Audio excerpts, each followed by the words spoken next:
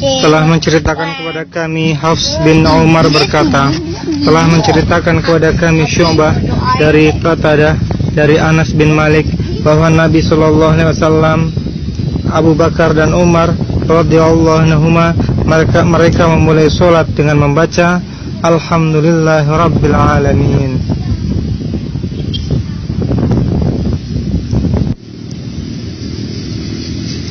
Telah menceritakan kepada kami Musa bin Ismail berkata, telah menceritakan kepada kami Abdul Wahid bin Ziyad berkata, telah menceritakan kepada kami Umar bin Al-Qaqa berkata, telah menceritakan kepada kami Abu Zur'ah berkata, telah menceritakan kepada kami Abu Hurairah berkata, Rasulullah sallallahu alaihi wasallam berdiam antara takbir dan bacaan Al-Qur'an. Abu Zur'ah berkata, aku mengira Abu Hurairah berkata, berhenti sebentar. Lalu aku berkata, wahai Rasulullah, demi bapak dan ibuku, Tuan berdiam antara takbir dan bacaan. Apa yang Tuan baca di antaranya? Beliau bersabda, aku membaca Allahumma ba'id baini wa baina khadayaya kama ba'adta bainal masyriqi wal maghrib. Allahumma naqqini min khadayaya kama yunaqqas thawbul abyadu minad danas. Allahumma ighsilni min khadayaya bil ma'i wasalji wal barad. Ya Allah, jauhkanlah antara aku dan kesalahanku sebagaimana Engkau menjauhkan antara timur dan barat. Ya Allah, sucikanlah kesalahanku sebagaimana pakaian yang putih disucikan dari kotoran. Ya Allah, cucilah kesalahanku dengan air, salju, dan es yang dingin.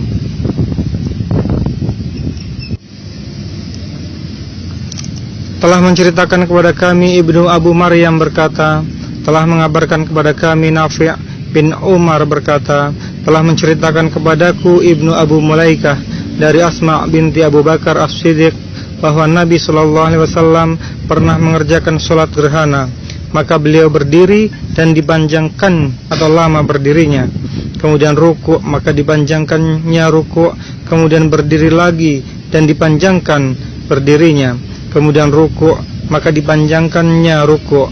Kemudian bangkit dari duduk. Kemudian sujud dan memanjangkan sujudnya. Kemudian mengangkat kepala dari sujud. Kemudian sujud dan memanjangkan sujudnya. Kemudian berdiri lagi dan memanjangkan berdirinya. Kemudian ruku', maka dipanjangkannya ruku'. Kemudian berdiri atau bangkit dari ruku' dan dipanjangkan berdirinya. Kemudian ruku', maka dipanjangkannya ruku'. Kemudian bangkit dari ruku'. Kemudian sujud, maka dipanjangkannya sujud. Kemudian mengangkat kepala dari sujud. Lalu sujud dan dipanjangkannya sujud. Selesai salam, beliau bersabda, telah didekatkan surga kepadaku, hingga seandainya aku dibenarkan atau berani untuk mengambilnya, tentu aku akan bawakan kepada kalian kurma dari kurma-kurma di dalamnya. Dan didekatkan juga neraka kepadaku, hingga aku berkata, wahai Rob, aku bersama mereka. Tiba-tiba aku melihat seorang wanita. Aku atau Nafi menduga beliau mengatakan dicakar-cakar oleh seekor kucing. Aku bertanya, apa yang menyebabkan demikian? Mereka menjawab, wanita tersebut menahan kucing tersebut hingga mati karena kelaparan, karena dia tidak memberinya makan atau membiarkan kucing tersebut pergi mencari makan. Nafi yang berkata, aku menduga beliau mengatakan mencari makan dari serangga di permukaan tanah.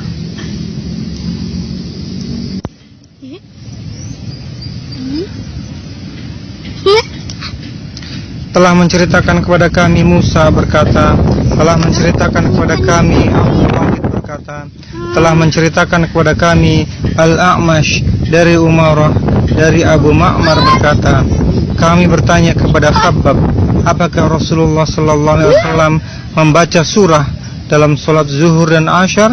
Dia menjawab, ya. Kami tanyakan lagi, bagaimana kalian bisa mengetahuinya? Dia menjawab, dari gerakan jenggot beliau. Tutup dia. telah menceritakan kepada kami Hajjaj, telah menceritakan kepada kami Syu'ah berkata, Abu Ishaq memberitakan kepada kami bahwa dia berkata, aku mendengar Abdullah bin Yazid berkhutbah. Al-Bara menceritakan kepada kami, dan ia bukan seorang pendusta. Para sahabat jika sholat bersama Nabi SAW, jika beliau mengangkat kepalanya dari rukuk, para sahabat tetap berdiri sampai mereka melihat beliau telah sujud.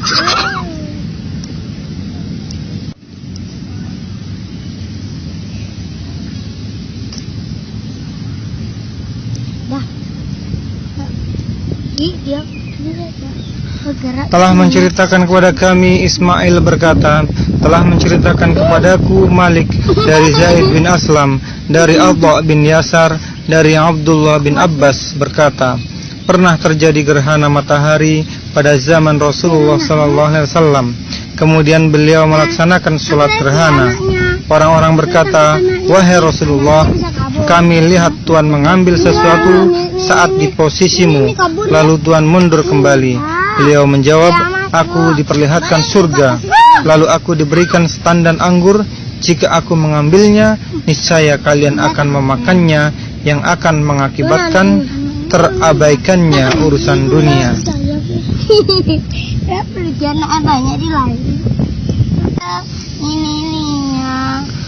Telah menceritakan kepada kami Muhammad bin Sinan berkata, telah menceritakan kepada kami Fulaih berkata, telah menceritakan kepada kami Hilal bin Ali dari Anas bin Malik berkata, Nabi SAW pernah memimpin sholat kami. Kemudian beliau naik ke atas mimbar, lalu memberi isyarat atau menunjuk dengan tangannya ke arah kiblat masjid seraya bersabda, sejak aku memimpin sholat kalian hingga sekarang, aku diperlihatkan surga dan neraka secara bersamaan di hadapan dinding ini, dan aku belum pernah melihat kebaikan dan keburukan seperti hari ini. Beliau mengucapkannya 3 kali.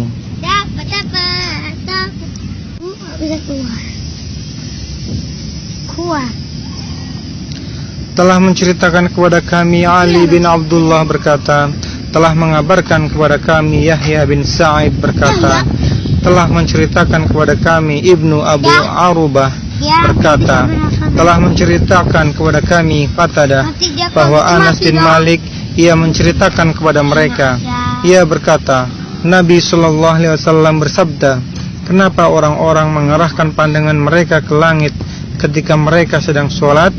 Suara beliau semakin tinggi hingga beliau bersabda, hendaklah mereka menghentikannya, atau Allah benar-benar akan menyambar penglihatan mereka.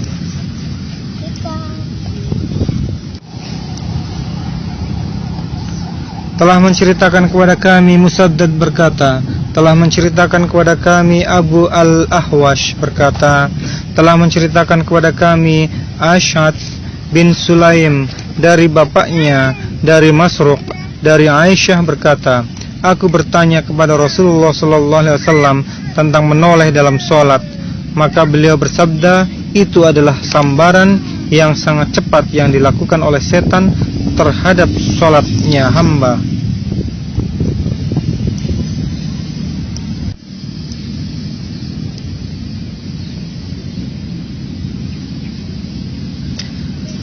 Telah menceritakan kepada kami Qutaibah berkata, telah menceritakan kepada kami Sufyan dari Az-Zuhri, dari Urwah, dari Aisyah bahwa Nabi SAW sholat dengan mengenakan baju yang ada gambarnya. Beliau lalu bersabda, gambar-gambar pada pakaian ini menggangguku. Kembalikanlah kepada Abu Jaham agar dia mengganti dengan pakaian yang terbuat dari bulu kasar yang tidak bergambar.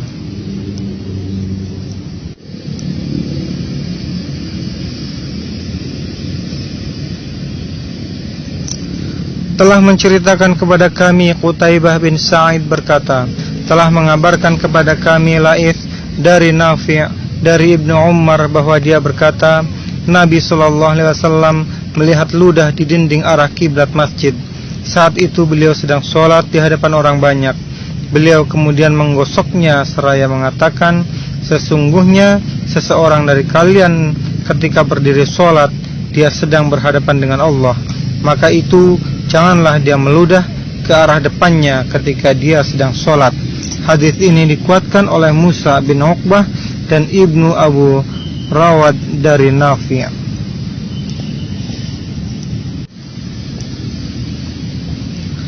Telah menceritakan kepada kami Yahya bin Bukair berkata, telah menceritakan kepada kami Laits bin Sa'ad dari Uqail dari Ibnu Syihab berkata, telah mengabarkan kepadaku Anas bin Malik berkata, ketika kaum muslimin melaksanakan sholat fajar, tidak ada sesuatu yang mengagetkan mereka kecuali Rasulullah SAW yang tiba-tiba membuka tabir kamar Aisyah sambil memandang ke arah mereka. Saat itu mereka sudah berbaris dalam shaf. Beliau tersenyum lalu tertawa. Maka Abu Bakar berniat mundur ke belakang untuk mempersilahkan beliau masuk dalam shaf, karena menduga beliau akan keluar. Dan kaum muslimin hampir saja terfitnah atau berpaling dan memutus dalam sholat mereka. Namun ternyata beliau memberi isyarat kepada mereka, teruskanlah sholat kalian. Beliau kemudian menutup tabir, dan setelah itu beliau meninggal pada hari itu juga.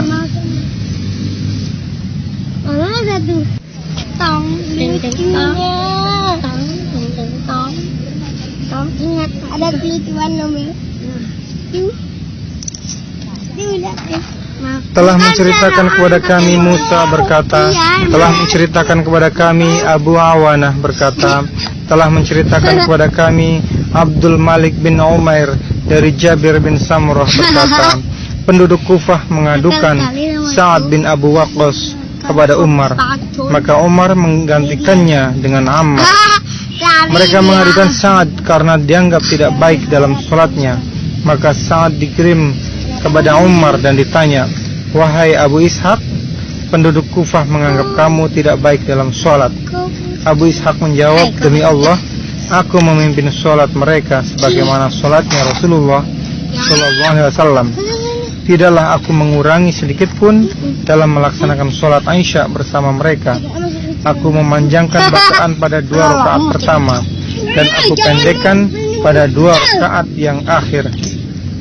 Umar berkata, wahai Abu Ishaq, kami juga menganggap begitu terhadapmu. Kemudian Umar mengutus seorang atau beberapa orang bersama Sa'ad ke Kufah. Orang itu kemudian bertanya kepada para penduduk tentang Sa'id. Tidak ada satupun masjid yang dikunjungi tanpa menanyakan tentang Sa'id. Mereka semua mengagumi Sa'ad dan mengenalnya dengan baik, hingga akhirnya sampai ke sebuah masjid milik Bani Abs. Lalu salah seorang dari mereka yang bernama Usamah bin Qatadah dengan nama panggilan Abu Sa'dah berkata, jika kalian minta pendapat kami, maka kami katakan bahwa Sa'ad adalah seorang yang tidak memudahkan pasukan. Bila membagi tidak sama dan tidak adil dalam mengambil keputusan. Maka Sa'ad berkata, demi Allah, sungguh aku akan berdoa dengan 3 doa. Ya Allah, jika dia, hambamu ini berdusta dan mengatakan ini dengan maksud riya atau sum'ah, maka panjangkanlah umurnya, panjangkanlah kefakirannya, dan campakkanlah dia dengan berbagai fitnah. Setelah beberapa masa kemudian, orang tersebut bila ditanya mengapa keadaannya jadi sengsara begitu, maka ia menjawab, aku orang tua renta yang terkena fitnah akibat doanya Sa'ad. Abdul Malik berkata, aku sendiri melihat kedua alisnya telah panjang ke bawah menutupi kedua matanya, dan sungguh dia tersia-siakan saat berada di jalan-jalan.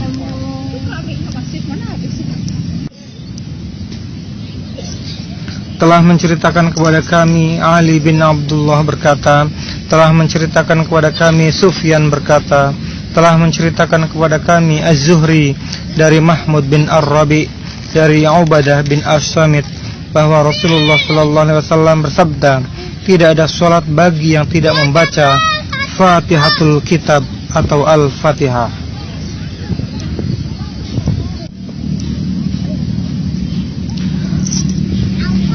telah menceritakan kepada kami Muhammad bin Bashar berkata, telah menceritakan kepada kami Yahya dari Ubaidullah berkata, telah menceritakan kepadaku Sa'id bin Abu Sa'id dari bapaknya dari Abu Hurairah bahwa Rasulullah SAW masuk ke masjid.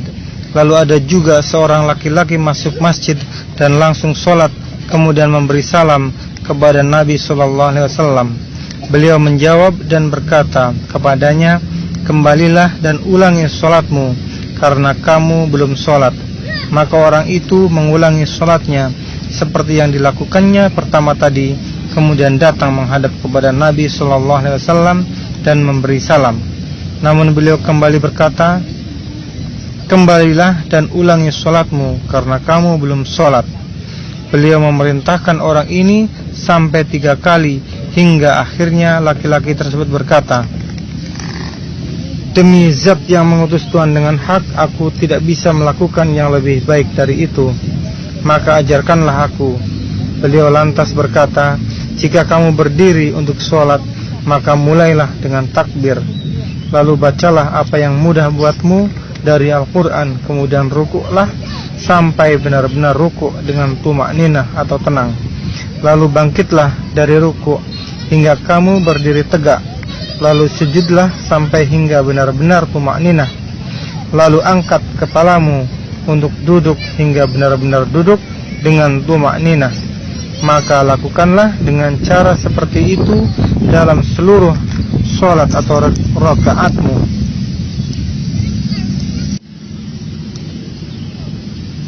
Telah menceritakan kepada kami Abu An-Nu'man berkata, telah menceritakan kepada kami Abu Awanah dari Abdul Malik bin Umair dari Jabir bin Samrah berkata, Sa'ad berkata, aku pernah mengimami mereka di antara 2 sholat pada malam hari, Maghrib atau Isya, sebagaimana sholatnya Rasulullah SAW, dan aku tidak mengurangi sedikit pun. Aku memanjangkan bacaan pada 2 rakaat pertama dan aku pendekkan pada 2 rakaat yang akhir. Umar radhiyallahu anhu lalu berkata, begitulah anggapan kami terhadapmu.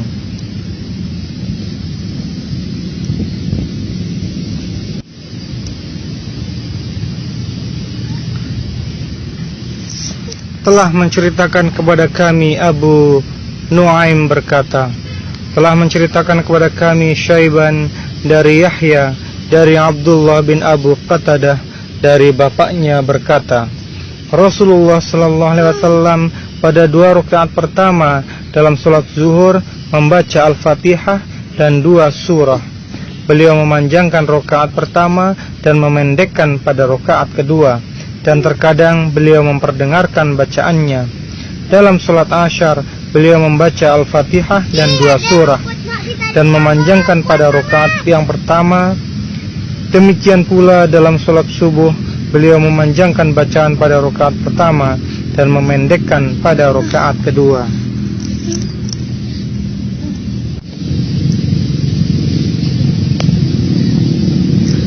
Telah menceritakan kepada kami Umar bin Hafs berkata, telah menceritakan kepada kami bapakku berkata, telah menceritakan kepada kami Al-A'mash, telah menceritakan kepadaku Umarah dari Abu Ma'mar berkata, kami bertanya kepada Khabbab, apakah Rasulullah SAW membaca surah pada sholat zuhur dan asyar? Dia menjawab, ya. Kami tanyakan lagi, bagaimana kalian bisa mengetahuinya? Dia menjawab, dari gerakan jenggot beliau.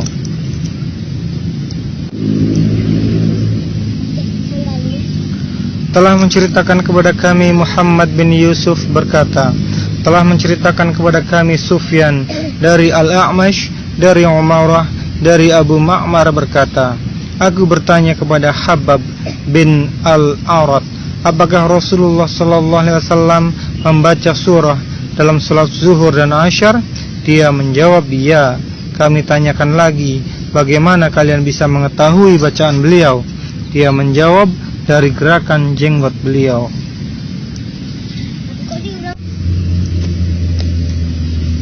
15:4. telah menceritakan kepada kami Al-Makki bin Ibrahim dari Hisham dari Yahya bin Abu Kathir dari Abdullah bin Abu Qatadah dari bapaknya, ia berkata, Rasulullah SAW pada 2 rakaat pertama dalam sholat zuhur dan asar membaca Al-Fatihah dan surah masing-masing, dan terkadang beliau memperdengarkannya kepada kami ayat yang dibacanya.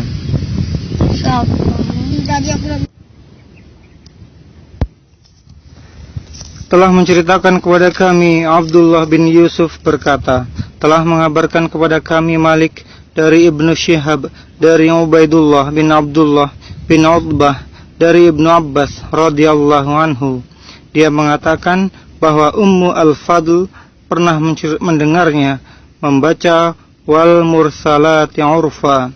Maka Ummu Al-Fadl pun berkata, wahai Ananda, bacaan surahmu ini telah mengingatkan aku. Sungguh itu adalah surah terakhir yang aku dengar dibaca oleh Rasulullah SAW ketika beliau membacanya pada sholat maghrib.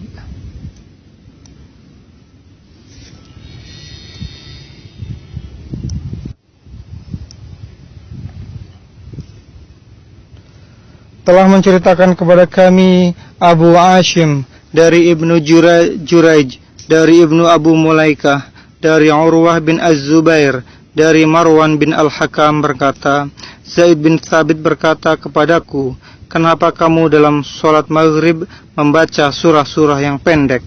Sungguh aku pernah mendengar Nabi SAW membaca dengan surah-surah yang panjang.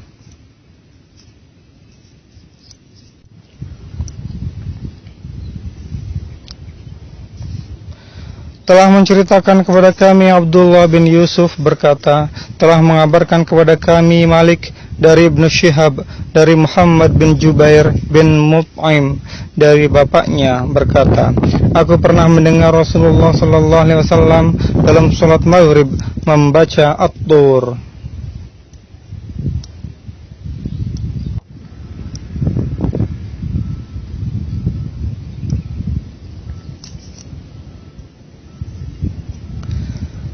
Telah menceritakan kepada kami Abu An-Nu'man berkata, telah menceritakan kepada kami Mu'tamir dari bapaknya dari Bakar dari Abu Rafi berkata, aku sholat Isya bersama Abu Hurairah, lalu ia membaca Idza sama'u syaqqat, lalu dia sujud.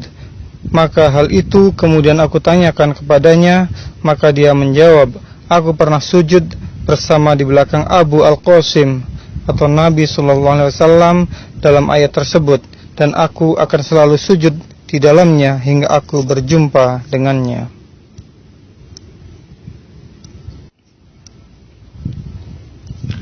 Telah menceritakan kepada kami Abu Al-Walid berkata, telah menceritakan kepada kami Syu'bah dari Adi berkata, aku mendengar Al-Bara bahwa Nabi SAW ketika safar atau bepergian pada sholat Isya membaca pada salah satu dari 2 rakaatnya dengan wattini wazzaitun.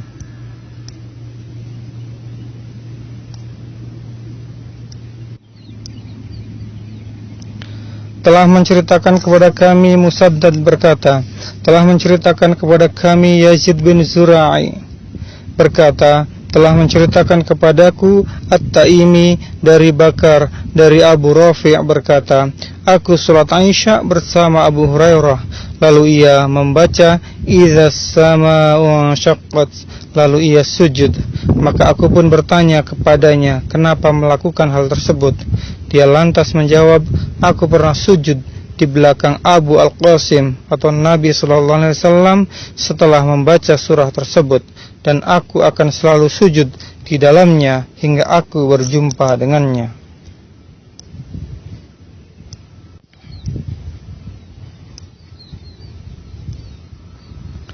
Telah menceritakan kepada kami Khalad bin Yahya berkata, telah menceritakan kepada kami Mis'ar berkata, telah menceritakan kepada kami Adi bin Thabit bahwa dia mendengar Al-Bara berkata, aku mendengar Nabi SAW membaca Wattini wazzaitun pada sholat Isya.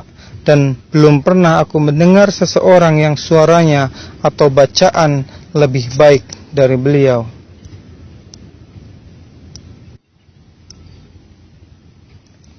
Telah menceritakan kepada kami Sulaiman bin Harb berkata, telah menceritakan kepada kami Syu'ah dari Abu Aun, Muhammad bin Ubaidullah As-Saqafi berkata, aku mendengar Jabir bin Samrah berkata, Umar berkata kepada Sa'ad, orang-orang banyak mengeluhkan tentangmu hingga dalam masalah sholat. Maka Sa'ad menjelaskan, dalam sholat aku selalu memanjangkan bacaan pada 2 rakaat pertama, dan aku pendekkan pada 2 rakaat yang akhir, dan tidak ada yang aku ubah dari apa yang aku dapat ambil dari Rasulullah SAW. Umar berkata, kamu benar, aku juga menganggap kamu seperti itu.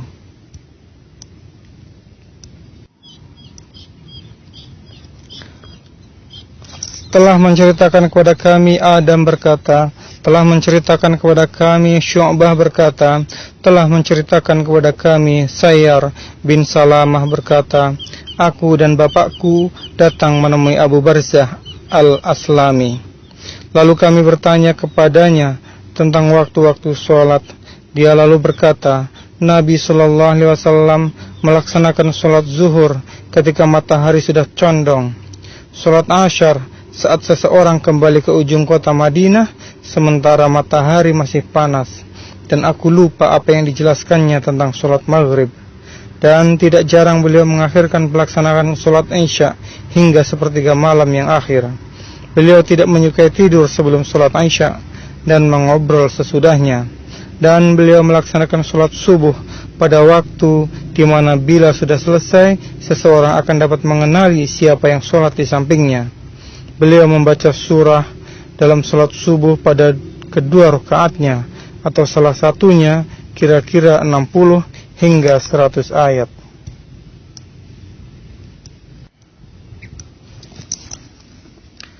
Telah menceritakan kepada kami Musaddad berkata, telah menceritakan kepada kami Ismail bin Ibrahim berkata, telah mengabarkan kepada kami Ibnu Juraij berkata, telah mengabarkan kepadaku Atha bahwa dia mendengar Abu Hurairah berkata, pada setiap rakaat ada bacaannya.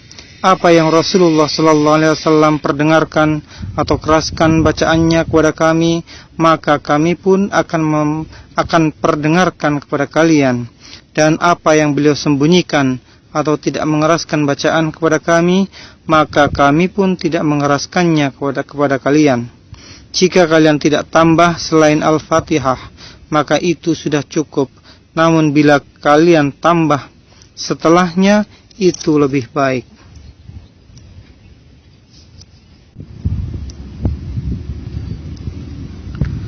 Telah menceritakan kepada kami Musaddad berkata, telah menceritakan kepada kami Abu Awanah dari Abu Bishr, dia adalah Ja'far bin Abu Washiyah dari Sa'id bin Jubair dari Abdullah bin Abbas berkata, Nabi SAW bersama sekelompok sahabat berangkat menuju pasar Aukaz. Saat itu telah ada penghalang antara setan dan berita-berita langit, di mana telah dikirim kabut kepada setan sebagai penghalang. Maka setan-setan kembali menemui kaumnya. Lalu kaumnya berkata, apa yang terjadi dengan kalian? Setan-setan tersebut menjawab, telah ada penghalang antara kami dan berita langit dengan dikirimnya kabut. Kaumnya berkata, tidak ada penghalang antara kalian dan berita langit, kecuali telah ada sesuatu yang terjadi. Pergilah kalian ke seluruh penjuru timur bumi dan baratnya, lalu perhatikanlah apa penghalang yang ada antara kalian dan berita langit. Maka berangkatlah setan-setan yang ada di Tihamah untuk mendatangi Nabi SAW dan para sahabat beliau yang sedang berada di pasar Aukaz. Saat itu beliau dan para sahabat sedang melaksanakan sholat fajar. Ketika setan-setan itu mendengar Al-Quran, mereka menyimaknya dengan baik, hingga mereka pun berkata, demi Allah, inilah yang menjadi penghalang antara kalian dan berita langit. Dan perkataan ini pula yang disampaikan ketika mereka kembali kepada kaum mereka. Lantas mereka berkata kepada kaumnya, "Wahai kaum kami, sesungguhnya kami telah mendengarkan Al-Quran yang menakjubkan, yang memberi petunjuk kepada jalan yang benar. Lalu kami beriman kepadanya, dan kami sekali-kali tidak akan mempersekutukan seseorang pun dengan Tuhan kami." Quran Surat Al-Jin ayat 1-2. Maka kemudian Allah menurunkan wahyu kepada nabinya SAW. "Katakanlah, hai Muhammad, telah diwahyukan kepadamu bahwasannya telah mendengarkan sekumpulan jin atau akan Al-Quran." Quran Surat Al-Jin ayat 1, yakni diwahyukan kepada beliau perkataan jin.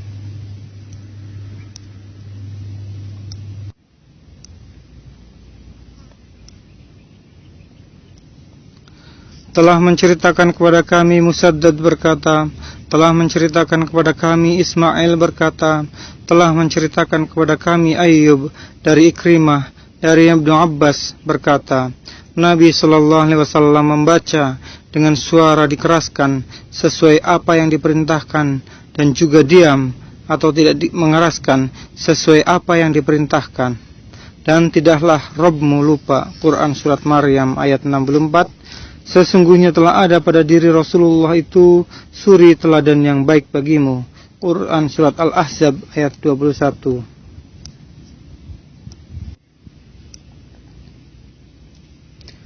Telah menceritakan kepada kami Adam berkata, telah menceritakan kepada kami Syu'bah dari Amr bin Murrah berkata, aku mendengar Abu Wa'il berkata, seorang laki-laki datang kepada Ibnu Mas'ud lalu berkata, tadi malam aku membaca surat-surat Al-Mufassal dalam satu rakaat. Ibnu Mas'ud berkata, hah? Cepat sekali kamu dalam membaca. Ini seperti membaca syair. Sungguh aku mengetahui surah-surah sepadan panjangnya yang Nabi SAW gabungkan saat membaca. Ibnu Mas'ud kemudian menyebutkan 20 surah dari Al-Mufassal yang dibaca oleh Nabi SAW, yakni 2 surah untuk setiap rakaat.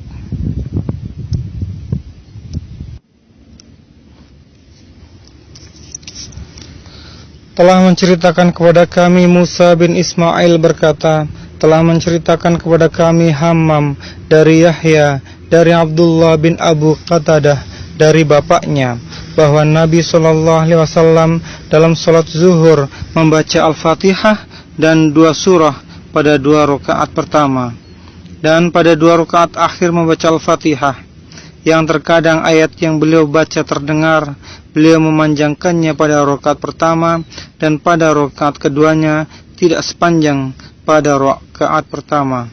Beliau lakukan seperti ini juga dalam salat Asyar, begitu pula pada salat subuh.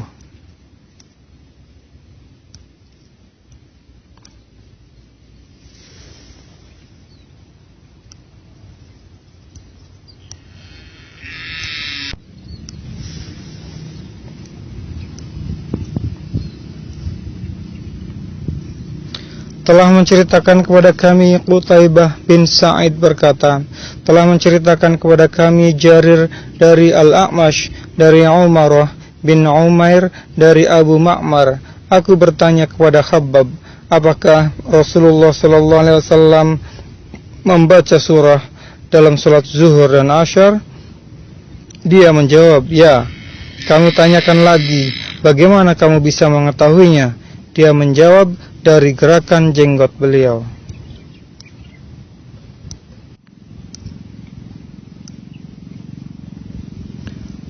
Telah menceritakan kepada kami Muhammad bin Yusuf berkata, telah menceritakan kepada kami Al-Auza'i, telah menceritakan kepadaku Yahya bin Abu Kathir, telah menceritakan kepadaku Abdullah bin Abu Qatadah dari bapaknya, bahwa Nabi SAW membaca Al-Fatihah dan 2 surah pada 2 rakaat pertama dalam salat zuhur dan asyar. Terkadang beliau memperdengarkan atau mengeraskan bacaan ayat yang dibacanya, dan beliau biasa memanjangkannya pada rakaat pertama.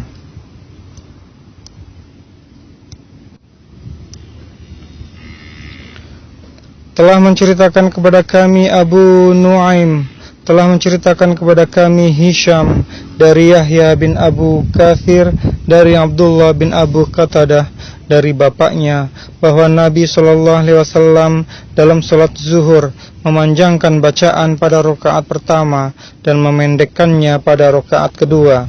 Beliau lakukan pula seperti itu pada salat subuh.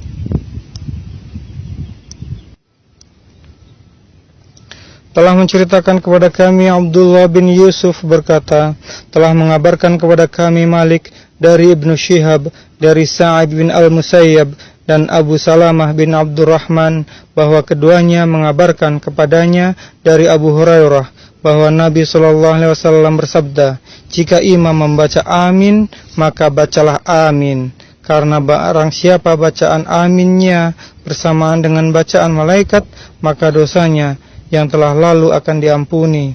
Ibnu Syihab berkata, Rasulullah SAW juga membaca amin.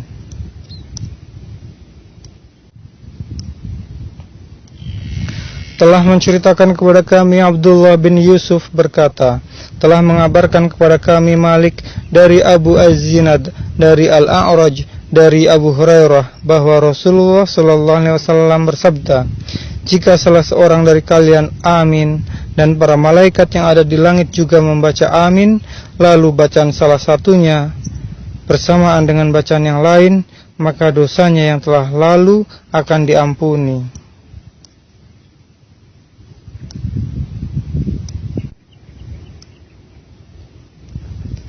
Telah menceritakan kepada kami Abdullah bin Maslamah dari Malik dari Sumayyah, mantan budak Abu Bakar, dari Abu Shalih As-Siman dari Abu Hurairah bahwa Rasulullah SAW bersabda, jika imam membaca ghairil maghdubi alaihim waladdallin maka ucapkanlah amin, karena siapa yang ucapan aminnya bersamaan dengan aminnya malaikat maka dosanya yang telah lalu akan diampuni.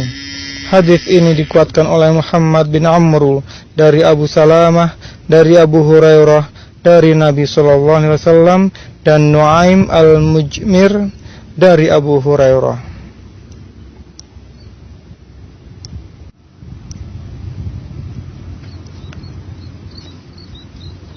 Telah menceritakan kepada kami Musa bin Ismail berkata, telah menceritakan kepada kami Hammam dari Al-A'lam yaitu Ziyad dari Al-Hasan dari Abu Bakrah bahwa dia pernah mendapati Nabi SAW sedang rukuk, maka dia pun ikut rukuk sebelum sampai ke dalam barisan shaf. Kemudian dia menceritakan kejadian tersebut kepada Nabi SAW. Nabi SAW lalu bersabda, semoga Allah menambah semangat kepadamu, namun jangan diulangi kembali.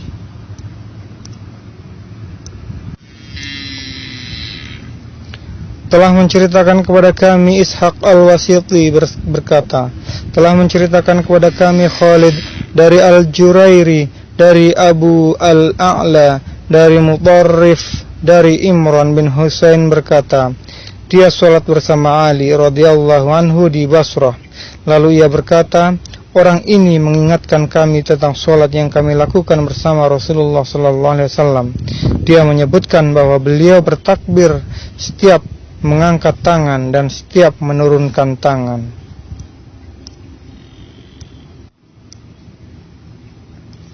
Telah menceritakan kepada kami Abdullah bin Yusuf berkata, telah mengabarkan kepada kami Malik dari Ibnu Syihab dari Abu Salamah dari Abu Hurairah bahwa dia sholat mengimami para sahabat. Abu Hurairah lalu takbir setiap menurunkan tangan dan setiap mengangkat tangan.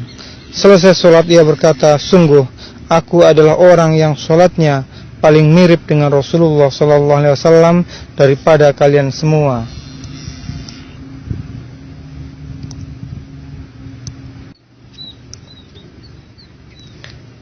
Telah menceritakan kepada kami Abu An-Nu'man berkata, telah menceritakan kepada kami Hammad dari Ghailan bin Jarir dari Mutarrif bin Abdullah berkata, aku dan Imran bin Husain sholat di belakang Ali bin Abu Thalib radhiyallahu anhu.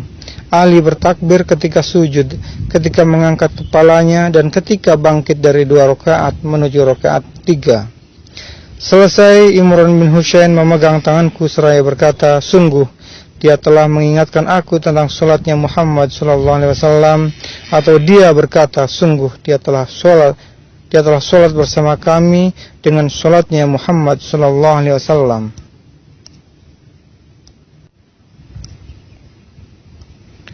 Telah menceritakan kepada kami Amr bin Aun berkata, telah menceritakan kepada kami Hushaim dari Abu Bishr dari Ikrimah berkata, aku melihat seseorang sholat di dekat makam atau Masjidil Haram. Lalu dia bertakbir pada setiap menurunkan tangan, setiap mengangkat tangan, dan ketika berdiri dan turun. Aku lalu kabarkan hal itu kepada Ibnu Abbas radhiyallahu anhu, maka ia berkata, bagaimana kamu ini? Bukankah memang begitu caranya Nabi SAW melaksanakan sholatnya?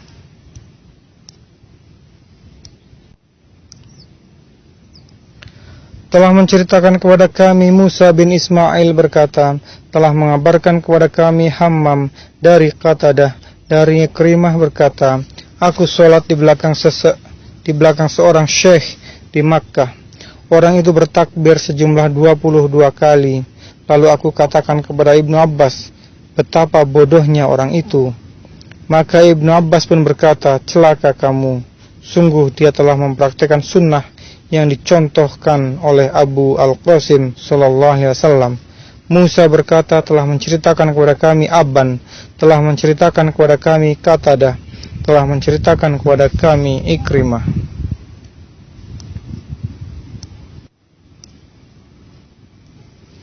Telah menceritakan kepada kami Yahya bin Bukair berkata, telah menceritakan kepada kami Al-Laits dari Muqail dari Ibnu Syihab berkata, telah mengabarkan kepadaku Abu Bakar bin Abdurrahman bahwa dia mendengar Abu Hurairah berkata, jika Rasulullah SAW sholat, beliau takbir saat memulai berdiri atau takbiratul ihram.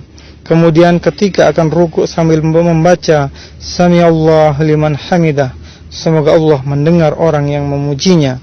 Ketika mengangkat punggungnya dari rukuk, dalam saat posisi berdiri, beliau membaca Rabbana lakal hamdu, ya Rabb kami, milikmu lah segala pujian. Abdullah bin Saleh dari Al-Laits menyebutkan walakal hamdu. Kemudian bertakbir ketika turun atau sujud. Kemudian bertakbir ketika mengangkat kepala dari sujud, lalu bertakbir ketika sujud dan ketika mengangkat kepalanya dari sujud. Kemudian beliau melakukan seperti itu dalam sholat seluruhnya hingga selesai. Dan beliau juga bertakbir ketika bangkit dari 2 rakaat setelah duduk tasyahud awal.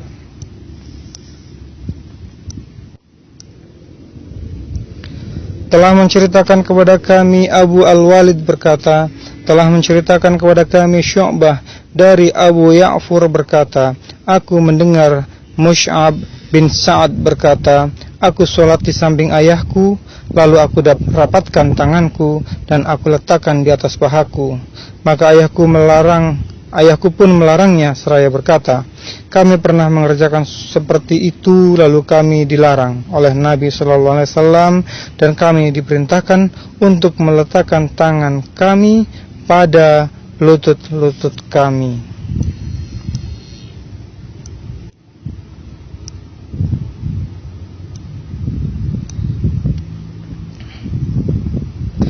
Telah menceritakan kepada kami Hafs bin Umar berkata, telah menceritakan kepada kami Syu'bah dari Sulaiman berkata, aku mendengar Zaid bin Wahab berkata, Huzaifah melihat seseorang sholat namun tidak menyempurnakan rukuk dan sujudnya, maka dia berkata, kamu belum sholat.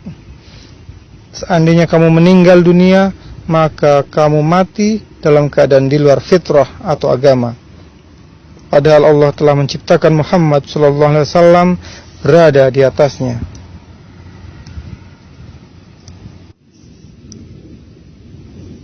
Telah menceritakan kepada kami Badal bin Al-Muhabbar berkata, telah menceritakan kepada kami Syu'bah berkata, telah mengabarkan kepadaku Al-Hakam dari Ibnu Abu Laylah dari Al-Bara berkata, rukuk Nabi SAW, sujudnya duduk antara dua sujud, dan ketika mengangkat kepala dari rukuk tidaklah berbeda antara berdiri atau i'tidal dan duduknya, melainkan semuanya sama dalam tuma'ninah.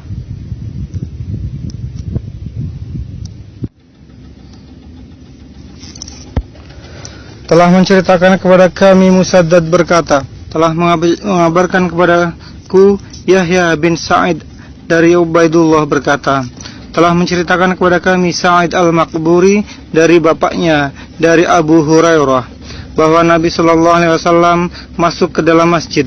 Lalu ada seorang laki-laki masuk ke dalam masjid dan sholat. Kemudian orang itu datang dan memberi salam kepada Nabi SAW. Lalu Nabi SAW menjawab salamnya, kemudian bersabda, kembali dan ulangilah sholatmu, karena kamu belum sholat. Orang itu kemudian mengulangi sholat dan kembali datang menghadap kepada Nabi SAW sambil memberi salam. Namun beliau kembali bersabda, kembali dan ulangilah sholatmu, karena kamu belum sholat.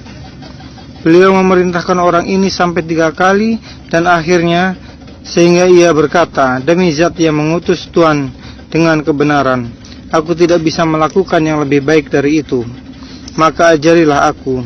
Beliau pun bersabda, jika kamu mengerjakan sholat, maka bertakbirlah, lalu bacalah ayat yang mudah dari Al-Quran, kemudian rukuklah hingga benar-benar rukuk dengan tenang, lalu bangkitlah dari rukuk hingga kamu berdiri tegak. Setelah itu sujudlah sampai benar-benar sujud, lalu angkat kepalamu untuk duduk hingga benar-benar duduk. Setelah itu sujudlah sampai benar-benar sujud. Kemudian lakukanlah seperti cara tersebut di seluruh sholat atau rakaatmu.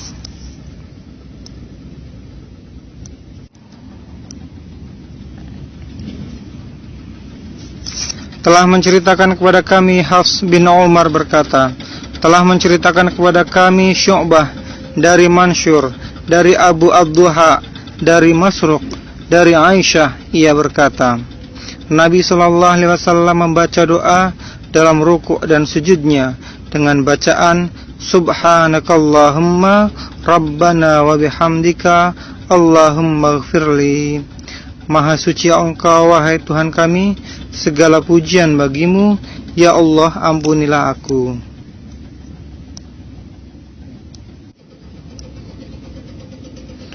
Telah menceritakan kepada kami Adam berkata, telah menceritakan kepada kami Ibnu Abi Zib dari Sa'id al-Maqburi dari Abu Hurairah berkata, jika Nabi SAW membaca Sami'allahu liman hamidah, semoga Allah mendengar pujian orang yang memujinya, maka beliau melanjutkan dengan Rabbana walakal hamdu, wahai Rabb kami, bagimulah segala pujian.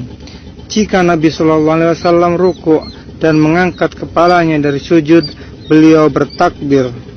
Dan jika bangkit dari sujud 2 rakaat, beliau mengucapkan Allahu Akbar.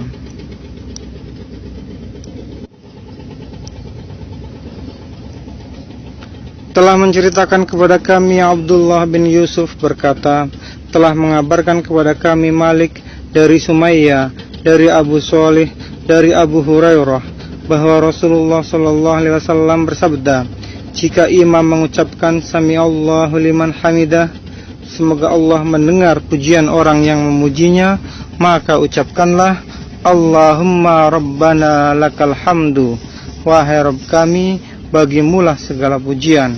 Karena barang siapa yang ucapannya bersamaan dengan ucapan malaikat, maka dosanya yang telah lalu akan diampuni.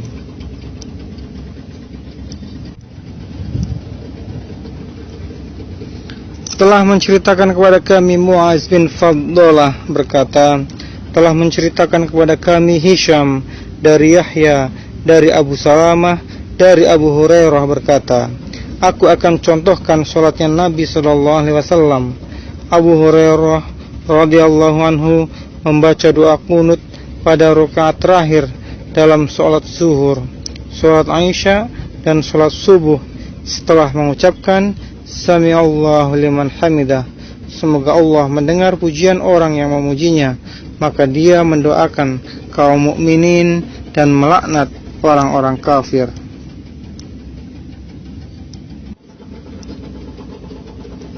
Telah menceritakan kepada kami Abdullah bin Abu al-Aswad berkata, telah menceritakan kepada kami Ismail dari Khalid al-Hazza dari Abu Qilabah dari Anas bin Malik radhiyallahu anhu berkata, doa qunut itu ada dalam sholat maghrib dan subuh.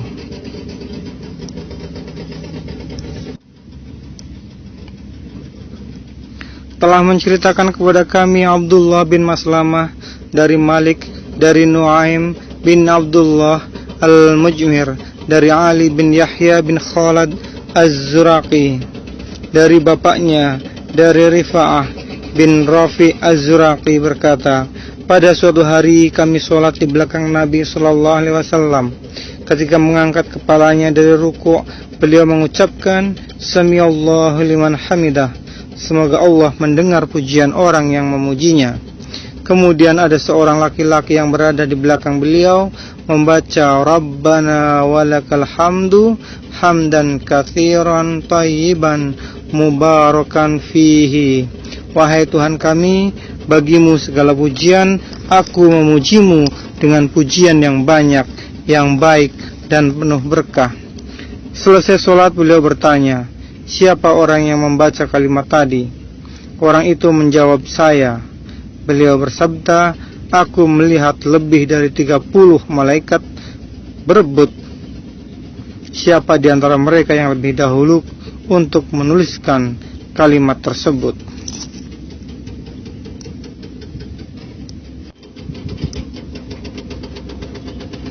Telah menceritakan kepada kami Abu Al-Walid berkata, telah menceritakan kepada kami Syu'bah dari Thabit berkata, Anas pernah menceritakan sifat sholat Nabi SAW kepada kami. Jika beliau sholat dan mengangkat kepalanya dari ruku', maka beliau berdiri atau lama hingga kami mengatakan beliau telah lupa.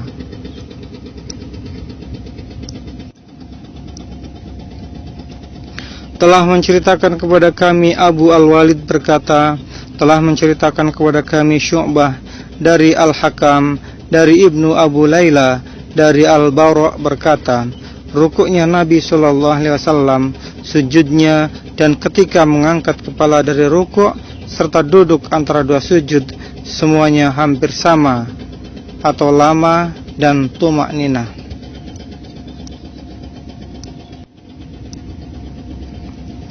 Telah menceritakan kepada kami Sulaiman bin Harb berkata, telah menceritakan kepada kami Hamad bin Zaid dari Ayyub dari Abu Qilabah berkata, Malik bin Al-Huwairith pernah memperlihatkan kepada kami tata cara sholat Rasulullah SAW. Ia lakukan itu bukan pas waktu sholat.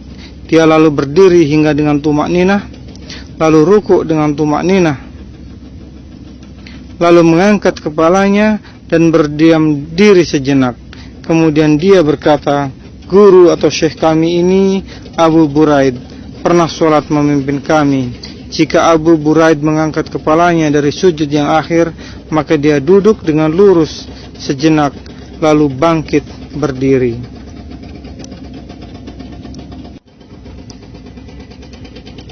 Telah menceritakan kepada kami Abu Al-Yaman berkata, telah menceritakan kepada kami Syu'aib dari Az-Zuhri berkata, telah mengabarkan kepadaku Abu Bakar bin Abdurrahman bin Al-Harith bin Hisham dan Abu Salamah bin Abdurrahman bahwa Abu Hurairah bertakbir dalam setiap sholat yang wajib dan yang lainnya, baik pada bulan Ramadan maupun di luar Ramadan. Dia bertakbir ketika berdiri dan ketika akan ruku'. Kemudian dia mengucapkan Sami Allahu liman hamidah. Semoga Allah mendengar pujian orang yang memujinya. Kemudian sebelum sujud dia membaca Rabbana walakal hamdu Wahai Rabb kami, bagimu segala puji. Lalu mengucapkan Allahu Akbar ketika akan turun sujud. Kemudian bertakbir ketika mengangkat kepalanya dari sujud. Kemudian bertakbir lagi ketika akan sujud. Kemudian bertakbir ketika mengangkat kepalanya dari sujud. Dan ketika bangkit berdiri dari duduk setelah 2 rakaat atau tasyahud awal, ia juga bertakbir kembali. Dan dalam setiap rakaat sholat dia mengerjakan seperti itu. Lalu setelah selesai ia berkata, demi zat yang jiwaku berada di tangannya, sungguh aku telah mencontohkan kepada kalian sholat seperti sholatnya Rasulullah SAW. Sungguh inilah cara sholatnya hingga beliau meninggalkan dunia ini.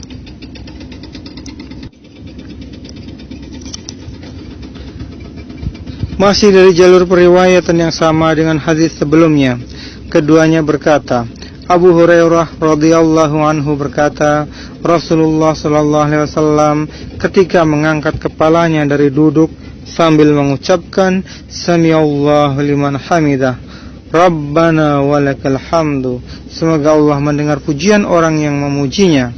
Wahai Rabb kami, dan milikmulah segala pujian.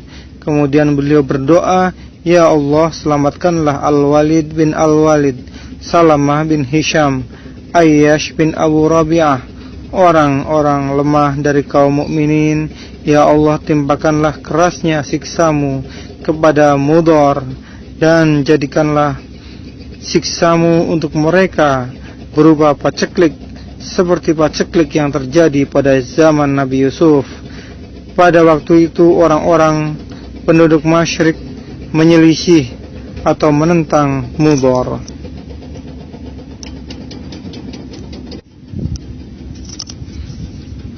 Telah menceritakan kepada kami Ali bin Abdullah berkata, telah menceritakan kepada kami Sufyan tidak hanya sekali dari Az-Zuhri berkata, aku mendengar Anas bin Malik radhiyallahu anhu berkata, Rasulullah sallallahu alaihi wasallam terjatuh dari kudanya. Dimungkinkan Sufyan juga menyebutkan beliau jatuh dari kudanya hingga bagian lambung kanannya terluka. Lalu kami pun menjenguk beliau. Tidak lama kemudian masuk waktu sholat. Beliau lalu sholat mengimami kami sambil duduk. Kemudian kami sholat di belakangnya dengan duduk. Sekali waktu Sufyan menyebutkan, kami sholat dengan duduk. Setelah selesai sholat beliau bersabda, hanya saja dijadikannya imam adalah agar diikuti. Jika dia takbir, maka takbirlah. Jika dia rukuk, maka rukuklah. Jika ia mengangkat kepala, maka angkatlah kepala kalian. Dan jika ia mengucapkan Sami'allahu liman hamidah, semoga Allah mendengar pujian orang yang memujinya, maka ucapkanlah oleh kalian Rabbana walakal hamdu, ya Rabb kami, milik engkaulah segala pujian. Dan jika dia sujud, maka sujudlah kalian.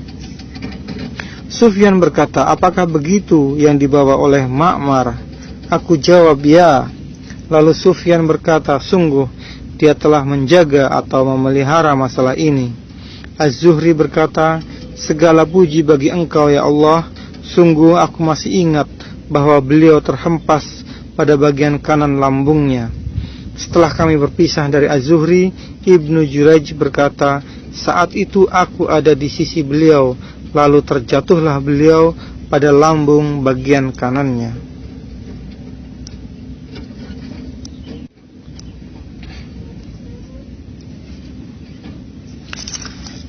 Telah menceritakan kepada kami Abu Al-Yaman berkata, telah mengabarkan kepada kami Syu'aib dari Az-Zuhri berkata, telah mengabarkan kepadaku Sa'id bin Al-Musayyab dan Atha bin Yazid Al-Laithi bahwa Abu Hurairah mengabarkan kepada keduanya bahwa orang-orang berkata, wahai Rasulullah, apakah kita akan melihat Rabb kita pada hari kiamat nanti?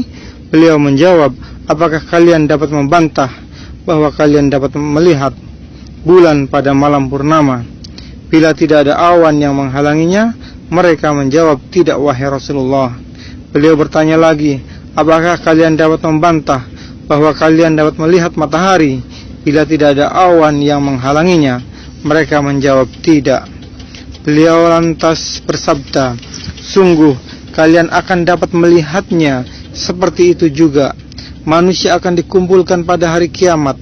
Lalu Allah Subhanahu wa ta'ala berfirman, barang siapa menyembah sesuatu, maka ia akan ikut dengannya. Maka di antara mereka ada yang mengikuti matahari, di antara mereka ada yang mengikuti bulan, dan di antara mereka ada pula yang mengikuti togut-togut. Maka tinggallah umat ini yang di antaranya ada para munafiknya.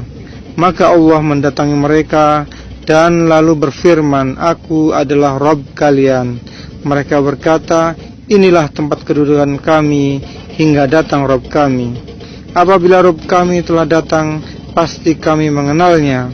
Maka Allah mendatangi mereka seraya berfirman, akulah Rabb kalian. Allah kemudian memanggil mereka, lalu dibentangkanlah asy-syirat di atas neraka jahanam. Dan akulah orang yang pertama berhasil melewatinya di antara para rasul bersama umatnya. Pada hari itu tidak ada seorang pun yang dapat berbicara kecuali para rasul, dan ucapan para rasul adalah, ya Allah, selamatkanlah, selamatkanlah. Dan di dalam jahanam ada besi yang ujungnya bengkok seperti duri sa'dan atau tumbuhan yang berduri tajam. Pernahkah kalian melihat duri sa'dan? Mereka menjawab, ya, pernah. Beliau melanjutkan, sungguh dia seperti duri sa'dan, hanya saja tidak ada yang mengetahui ukuran besarnya duri tersebut kecuali Allah. Duri tersebut akan menusuk-nusuk manusia berdasarkan amal-amal mereka. Di antara mereka ada yang dikoyak-koyak hingga binasa disebabkan amalnya. Ada pula yang dipotong-potong kemudian selamat melewatinya.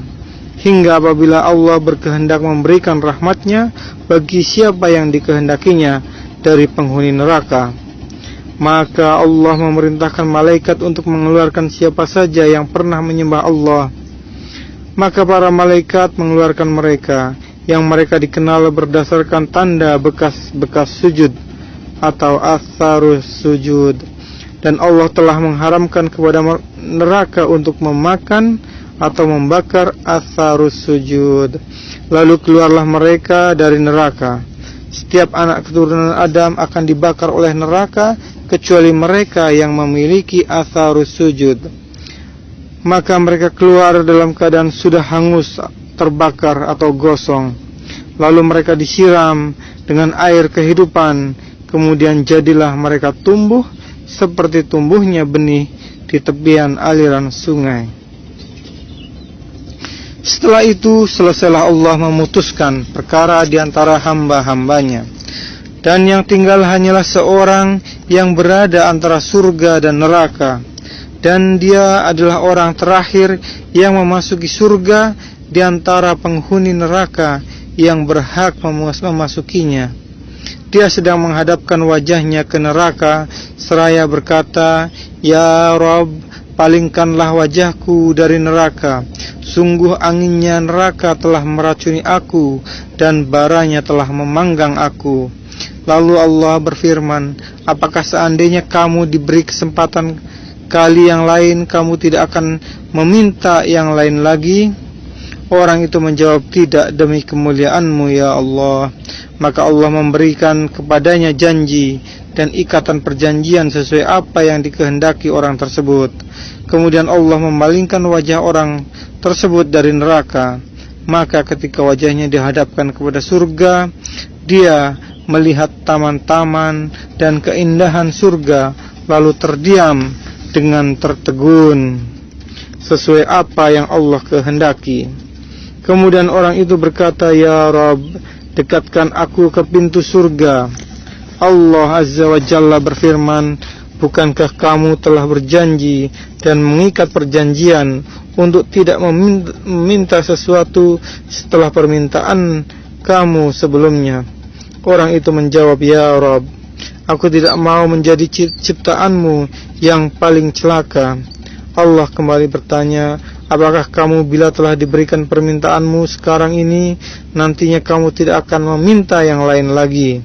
Orang itu menjawab, tidak, demi kemuliaanmu, aku tidak akan meminta yang lain setelah ini. Maka Rabb-Nya memberikan kepadanya janji dan ikatan sesuai apa yang dikehendaki orang tersebut. Lalu orang tersebut didekatkan ke pintu surga. Maka manakala orang itu sudah sampai di pintu surga, dia melihat keindahan surga dan taman-taman yang hijau serta kegembiraan yang terdapat di dalamnya. Orang itu terdiam dengan tertegun sesuai apa yang Allah kehendaki. Kemudian orang itu berkata, ya Rabb, masukkanlah aku ke surga. Allah berfirman, celakalah kamu dari sikap kamu yang tidak menepati janji. Bukankah kamu telah berjanji dan mengikat perjanjian untuk tidak meminta sesuatu setelah kamu diberikan apa yang kamu pinta? Orang itu berkata, ya Rabb, janganlah engkau menjadikan aku ciptaanmu yang paling celaka. Maka Allah Azza wa Jalla tertawa mendengarnya. Lalu Allah mengizinkan orang itu memasuki surga. Setelah itu Allah Azza wa Jalla berfirman, bayangkanlah. Lalu orang itu membayangkan hingga setelah selesai apa yang ia bayangkan. Allah berfirman kepadanya, dari sini. Dan demikianlah Rabb-Nya mengingatkan orang tersebut hingga manakala orang tersebut selesai membayangkan. Allah berfirman lagi, ini semua untuk kamu dan yang serupa dengannya. Abu Sa'id Al-Khudri berkata kepada Abu Hurairah, sesungguhnya Rasulullah SAW bersabda, Allah berfirman, ini semua untukmu dan 10 macam yang serupa dengannya. Abu Hurairah berkata, aku tidak mengingat dari Rasulullah SAW kecuali sabdanya, ini semua untuk kamu dan yang serupa dengannya. Abu Sa'id Al-Khudri berkata, sungguh aku mendengar beliau menyebutkan, ini semua untukmu dan 10 macam yang serupa dengannya.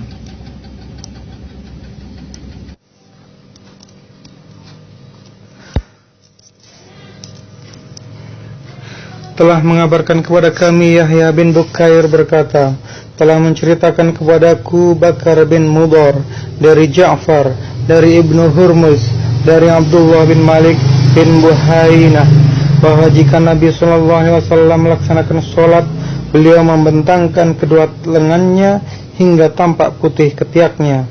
Al-Laits berkata, Ja'far bin Rabi'ah menceritakan kepadaku seperti itu.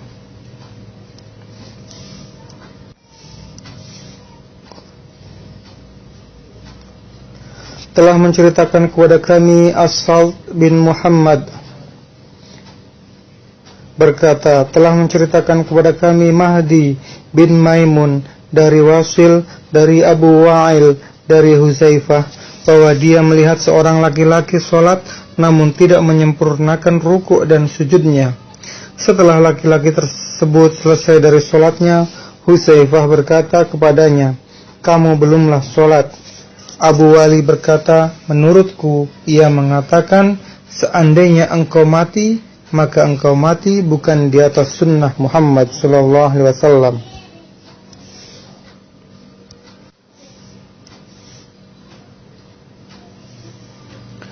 Telah menceritakan kepada kami Qabisah berkata, telah menceritakan kepada kami Sufyan dari Amr bin Dinar, dari Tawus, dari Ibnu Abbas, Nabi SAW diperintahkan untuk melaksanakan sujud dengan 7 anggota sujud: muka, kedua telapak tangan, kedua lutut, dan kedua kaki tidak boleh terhalang oleh rambut atau pakaian.